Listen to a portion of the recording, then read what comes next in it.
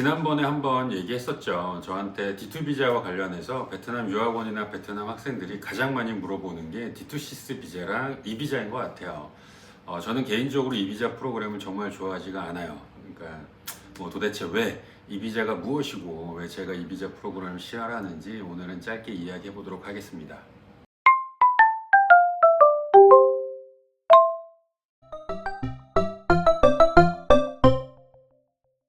자, 베트남 학생들은 이 비자가 굉장히 생소할 거예요. 근데 뭐 저는 한국인이잖아요. 한국인한테는 이 비자는 굉장히 익숙하고 누구나 한 번은 경험해 봤을 정도로 일상적인 거예요. 자, 이 비자는 해당 국가 외교부나 비자 업무를 담당하는 부서에서 준비한 웹사이트를 통해 본인 또는 대리인이 온라인으로 비자를 신청해 받는 비자를 말합니다. 대사관에 직접 갈 필요도 없고 많은 서류를 준비할 필요도 없고 오래 기다릴 필요도 없이 인터넷으로 비자를 신청해 받는 거예요. 한국 사람들이 여기 베트남에 조금 길게 여행을 오고 싶을 때도 이 비자를 받아 들어와야 합니다. 이 비자는 정말 빠르고 편리한 건데 아직 많은 베트남 학생들이 경험이 없어서 많이 생소한 것 뿐이에요.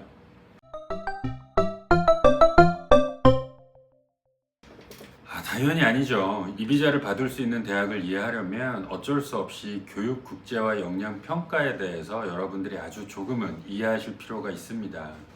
자, 베트남에서는 탑 1, 탑 2, 탑 3라고 한국 대학을 나누고 있죠. 이게 바로 한국의 교육 국제화 역량 평가 결과인데 원래 내용하고는 많이 달라요. 저는 당연히 베트남에서 이렇게 나누는 걸 알고 있지만 사실 한국의 대학교 선생님들은 탑 1, 탑 2, 탑 3라는 말이 뭔지도 모르고 들어본 적도 없는 분들이 많을 정도로 베트남에서만 사용하는 말입니다.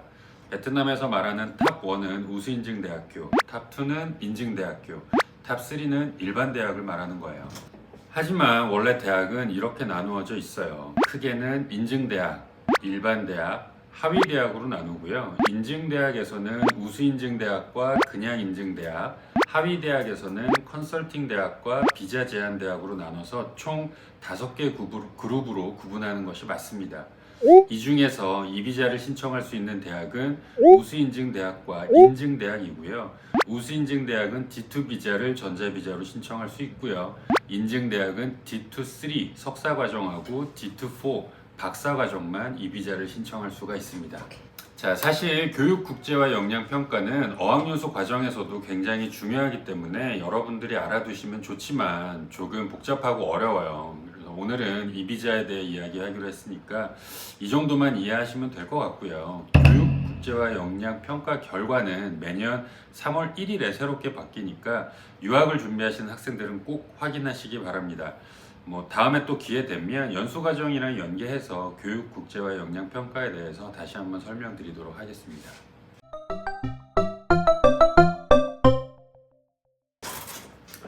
왜 그럴까요? 왜 적은 대학에서만 베트남에서 이 비자 프로그램을 할까요?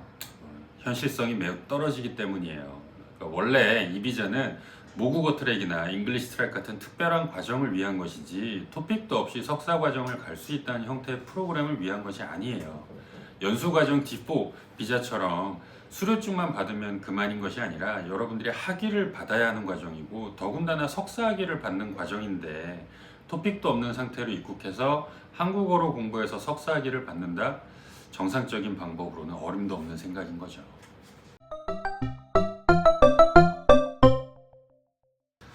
당연한 거 아닌가요? 지금 이 비자 프로그램 하는 대학이 얼마나 있죠? 아마 금방 검색 가능할 정도로 아주 소수 대학밖에는 안 해요. 어떻게 해서든 유학생 모아보려고 하는 거 외에 다른 이유는 없다고 저는 생각을 해요.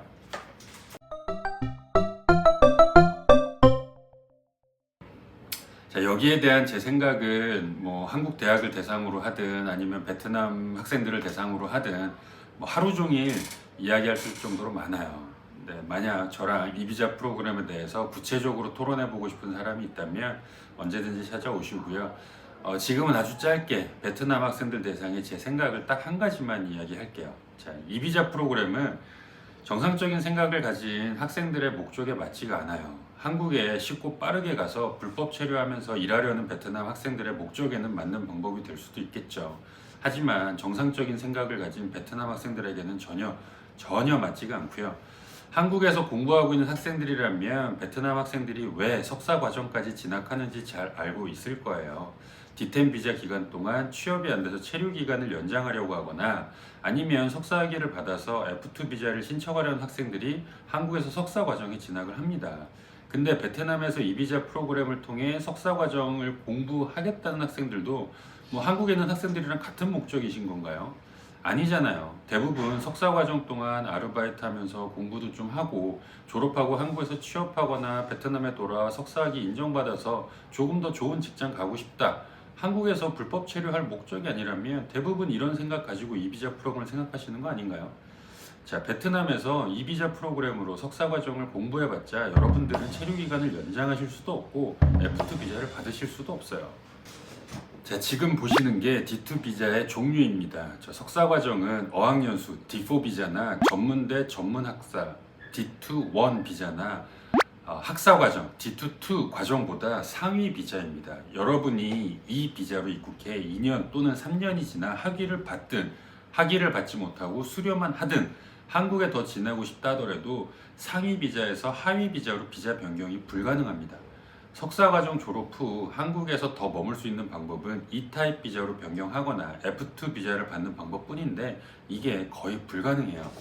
너무 극단적으로 말씀드린 것 같은데 여러분들이 기간 동안 높은 급수의 토픽을 취득하거나 취업이 되거나 아니면 결혼을 하거나 한다면 물론 방법이야 있겠죠. 하지만 토픽도 없을 정도로 한국 유학 준비가 부족한 상태로 베트남에서 이비자 과정을 준비하던 학생들이 수업 시간도 많지 않은 석사 과정 동안 높은 급수의 토픽을 취득하거나 한국어를 굉장히 잘하게 되거나 하는 경우는 거의 없기 때문에 일반적인 경우와 제 경험을 토대로 저는 불가능에 가깝다고 생각을 해요. 2년 또는 3년 동안 짧은 체류와 30학점 정도의 짧은 수업을 위해서 학위가 보장되지도 않는 불안정한 과정을 마치기 위해서 여러분들은 그 많은 시간과 꽤 비싼 비용을 투자하시겠어요?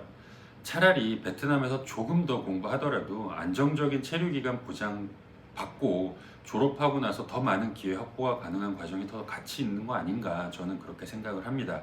자, 선택은 여러분들의 몫입니다. 여러분들이 알아서 판단하세요. 자, 오늘은 이비자 프로그램에 대해서 이야기를 해봤습니다. 물론 제 개인적인 생각과 의견이니 참고만 하시면 될 것 같고요. 그래도 이비자에 관해서 더 하고 싶은 말은 많이 있어요. D2-6 교환학생 같은 경우에는 다른 쪽으로 활용할 방법이라도 있지만 이비자는 정말 아닌 것 같아요. 만약 저하고 이비자에 관해 토론을 하고 싶거나 이비자 프로그램에 대해서 상담을 원하는 학생들이 있다면 언제든지 찾아오시고요. 부디 신중히 잘 생각하셔서 여러분의 미래를 위한 현명한 선택하시기 바라겠습니다.